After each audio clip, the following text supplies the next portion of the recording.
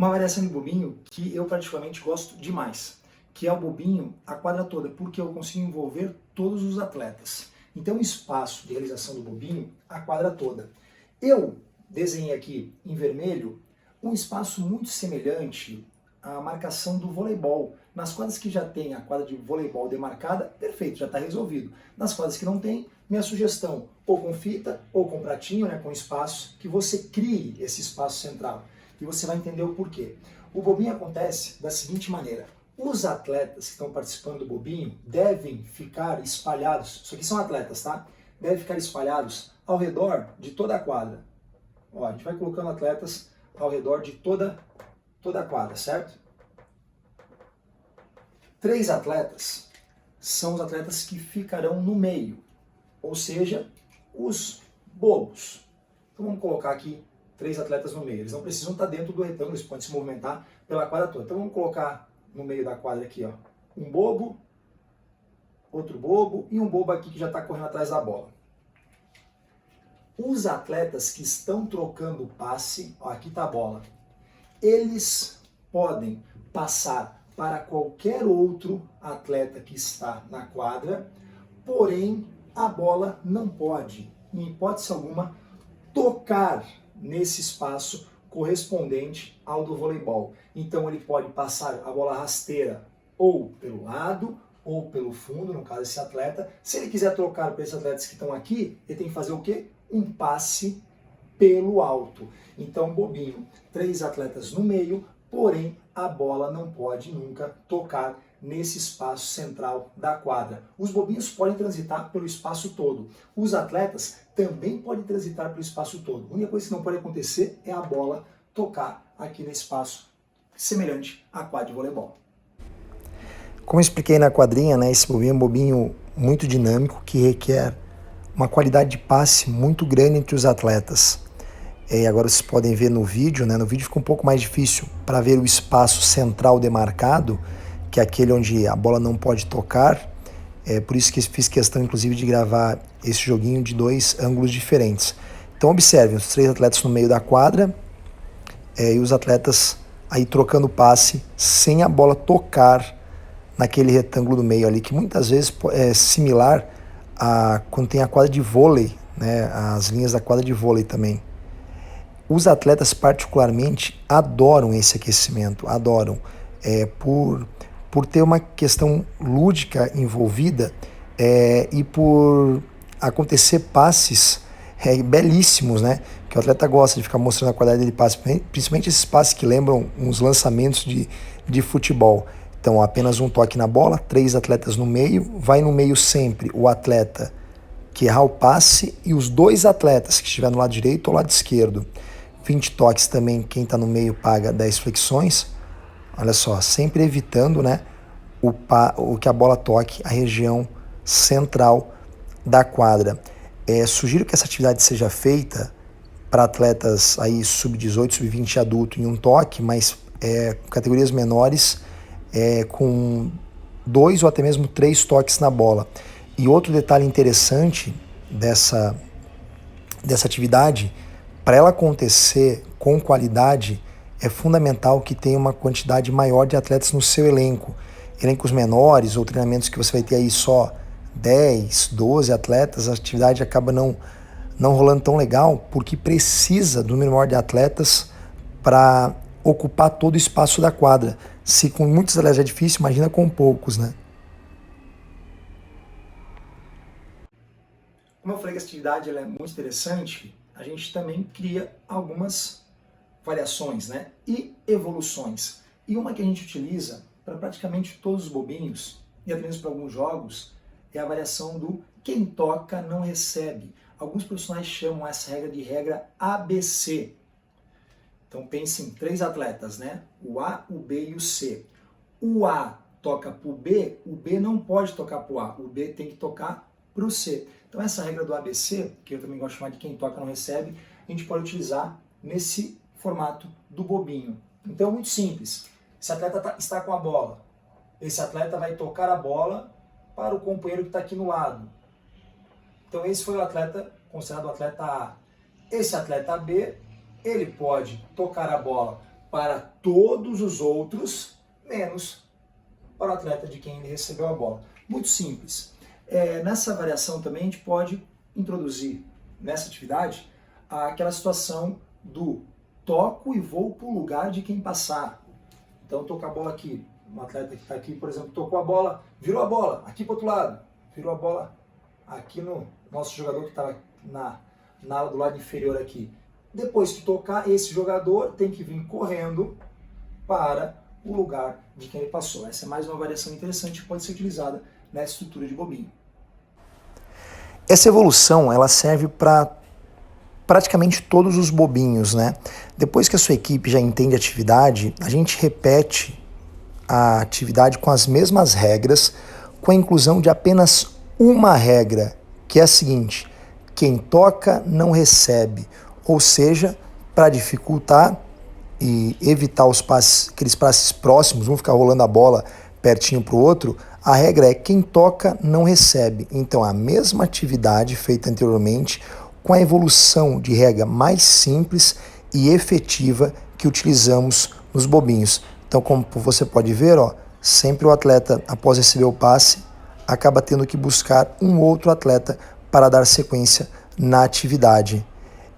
Isso é levado para o jogo em si, porque no jogo, quando a sua equipe consegue, na parte ofensiva, jogar bastante com o que chamamos de terceiro homem, né? Um cara, por exemplo, que passa para o pivô domina a bola, só que não é esse cara que passou para o pivô que geralmente faz a finalização ou o chute, é um terceiro homem que aparece para jogar. Isso é muito interessante. Então, introduzir esse conceito do terceiro jogador nos bobinhos faz todo sentido. Eu tinha comentado anteriormente sobre a situação nesse mesmo formato de bobinho, eu usei esse bobinho porque a gente gosta e faz muito ele, onde o atleta toca e vai para o lugar de quem passar, certo? Talvez a última evolução da regra é a gente trabalhar com o número de toques e também estimular a utilização das duas pernas. Então, além do quem toca não recebe, além do toco e vou para o lugar do atleta que eu passei, eu posso determinar com o meu atleta que ele pode dar 1 ou 2 toques na bola. Porém, quando ele optar por dar 2 toques na bola, eu posso pedir para ele o seguinte: se ele domina com uma perna, ele precisa passar com a outra. É uma opção. Ou ainda, eu posso fazer a opção de, se ele domina com uma perna, ele tem que fazer o passe com essa mesma perna. Então eu posso criar regras desse bobinho que estimule a utilização das duas pernas, estimule a utilização da perna dominante ou até mesmo da não dominante. Eu posso até limitar o seguinte: sempre que ele domina, o passe tem que ser com a perna ruim, por exemplo. Então a gente vai criando regras para estimular e desenvolver muitas capacidades técnicas nos nossos atletas. Eu trouxe essa atividade, né, para mostrar de fato quais são as evoluções que geralmente a gente introduz nos exercícios de bobinho, que são uma boa parte das variações que nós fazemos em nossos aquecimentos e nossos treinamentos. Então, seguimos com 3 atletas no meio, a quadra toda. Principalmente quando a gente faz bobinhos maiores, igual a quadra toda, tem alguns atletas que eles passam boa parte do tempo no mesmo lugar, parado no mesmo lugar. Então aqui, além das regras que já foram estabelecidas, a gente vai aumentando as regras, né? O atleta pode dar 2 toques na bola. Isso pode deixar livre, pode dar 2 toques quando quiser, ou pode falar o seguinte: pode dar 2 toques, mas não pode ser os dois com a mesma perna. Se domina com uma, tem que passar com outra. Aí vai da sua criatividade. E a regra do dinamismo: toco e vou para o lugar de quem eu passar. Então fica olhando, tocou e o atleta já corre para o outro lado. Tocou, e às vezes toques longos igual esse, vocês vão ver o atleta vindo correndo para o lugar que ele passou. Olha, tocou e foi para o lugar. Tocou e já foi para o lugar. Então é interessante, porque às vezes o atleta quer ficar lançando, tudo bem, só que vai correr mais para chegar ao outro lado. Trago agora mais algumas variações dos exercícios proprioceptivos e preventivos que podem ser feitos no pré-aquecimento. Acho interessante a ideia de utilizar o peso corporal dos atletas nas atividades. E o nosso esporte é um esporte basicamente composto por diversas situações de confronto, de oposição. Então, realizar atividades onde os atletas tenham essa situação de confronto e oposição desde o pré-aquecimento, me agrada muito. Então, como você pode ver na sequência, situações onde um atleta tenta desequilibrar o outro, ou o peso corporal dos atletas entra em contato, criando uma instabilidade, precisando que os atletas se reequilibrem, faz todo sentido para o nosso esporte. Então, na sequência, algumas atividades com esse objetivo. Mais algumas variações de propriocepção agora dentro da área, somente com peso corporal. A primeira é bem simples, né? Os atletas aí durante 30 ou 40 segundos com cada perna, em dupla, e um atleta tentando, entre aspas, deslocar o outro. Claro que tem que causar desequilíbrio, mas não pode ficar derrubando o atleta. E o segundo, ó, também dentro da área, os atletas se movimentando livremente, e no meu comando de saltou ou pula ou contato, eles têm um contato no alto para causar desequilíbrio e depois precisam estabilizar com uma perna só. E agora, novamente as atividades sem minha narração.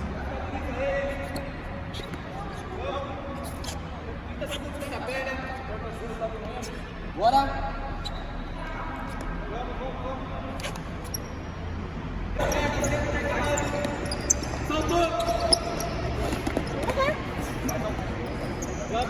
Vai de uma parede para a montanha? Soltou! Vamos mais duas. Na sequência, um bobinho que nós utilizamos nos treinamentos e eu particularmente gosto muito de usar nos aquecimentos dos jogos, tanto jogos de campeonato estadual, Liga Nacional, Mundial, com o clube, com a seleção, gosto muito desse bobinho na reta final do aquecimento. Depois vamos comentar um pouquinho sobre aquecimento para os jogos, mas eu gosto durante o aquecimento de dedicar pelo menos uns 4 a 5 minutos para jogos reduzidos, para aumentar a frequência cardíaca, para aumentar a intensidade do aquecimento e para ter essa situação, né, simulação de uma situação de jogo. Então, por isso que eu opto por bobinho, ou 4 contra 2, ou 5, os pretinhos, né, 5 contra 2 bobinhos em vermelho. Por que 4 contra 2, 5 contra 2? Qual a diferença? Porque vai muito da quantidade de atletas que eu tenho à disposição. Por exemplo, 5 contra 2, eu estou usando aqui 7 atletas. Se eu tiver um elenco com 14 atletas, ótimo, eu faço 2 bobinhos de 5 contra 2. Mas vamos supor que eu não tenha 14 atletas, eu tenha 13 atletas. Então eu tenho que adaptar. Então um fica com 5 contra 2 e outro 4 contra 2. Eu fiz um intervalo da quadra, mas pode ser um aqui, não tem regra, né? O formato mais tradicional do bobinho é muito simples. Os atletas trocando passe e 2 atletas no meio tentando pegar a bola, um toque na bola, 2 toques na bola. Quando fica 4 contra 2, tem que rolar em 2 toques. Um toque é muito difícil trocar passes. Quando já fica 5 contra 2, às vezes 6 contra 2, às vezes rola com um toque. Mas nesse formato eu gosto muito do bobinho com 2 toques na bola. E para acabar as regras dessa primeira situação desse bobinho, muito interessante que o atleta que esteja no meio, diferente dos outros bobinhos, onde sempre saem os 2 do meio, né? Vai no meio que errar e o da direita. Nesse bobinho, particularmente, eu gosto da situação que o atleta que entra, ele tem que participar de 2 roubadas de bola. Então, vamos pensar rapidamente. Esse atleta está no meio, certo? Começamos a atividade. Ele deu o passe, esse aqui deu o passe errado. Então, esse aqui vai sair, né? E esse aqui vai vir aqui para o lugar dele, por exemplo. Então, uma troca nos atletas. Esse atleta, quando ele vem para o meio, se a dupla dele roubar a bola, ele permanece mais uma vez. Então só troca um bobo de cada vez. Ele vai sair somente quando a dupla dele realizar a segunda roubada de bola. Porque aí faz mais sentido, o cara que vai no meio acaba também aquecendo, já que eu utilizo nos aquecimentos ou do treino ou do jogo. Esse bobinho é super interessante, inclusive nós utilizamos com frequência nos aquecimentos para os jogos. Vocês estão vendo nessa primeira imagem 4 atletas trocando passe com 2 atletas marcando. Como os atletas podem dar 1 ou 2 toques na bola, só que apenas 4 contra 2 nesse retângulo, o atleta precisa se deslocar o tempo todo. Fica olhando quem está sem a bola. Olha como eles participam do jogo. Ó. Ricardinho aproximou, Rodrigo já está pronto para dar o passe aqui, o tempo inteiro movimentando. Essa é a atividade para facilitar, né, ver quem vai no meio, quem vai marcar. eu sugiro que o atleta, quando vá no meio, ele sempre fique 2 vezes. Então só vai no meio um atleta de cada vez. Ele tem que roubar, no caso, a bola 2 vezes para sair do meio. E no outro lado, vocês estão vendo uma coisa que acontece com muita frequência nos treinos, que é aqui ter 5 atletas contra 2. Num lado 4 e no outro lado 5 contra 2. Por que isso? Porque a gente sabe que nossos treinamentos não tem uma quantidade fixa de atletas sempre.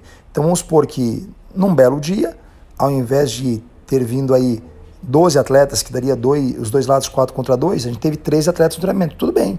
Então um lado ficou 4 contra 2 e um lado 5 contra 2. Para ser justo, o que eu faço? No meio do tempo, eu troco e passo um atleta que estava lá no 5 para 2 para vir para cá, formando então 5 para 2 nesse lado e no outro lado ficando 4 para 2.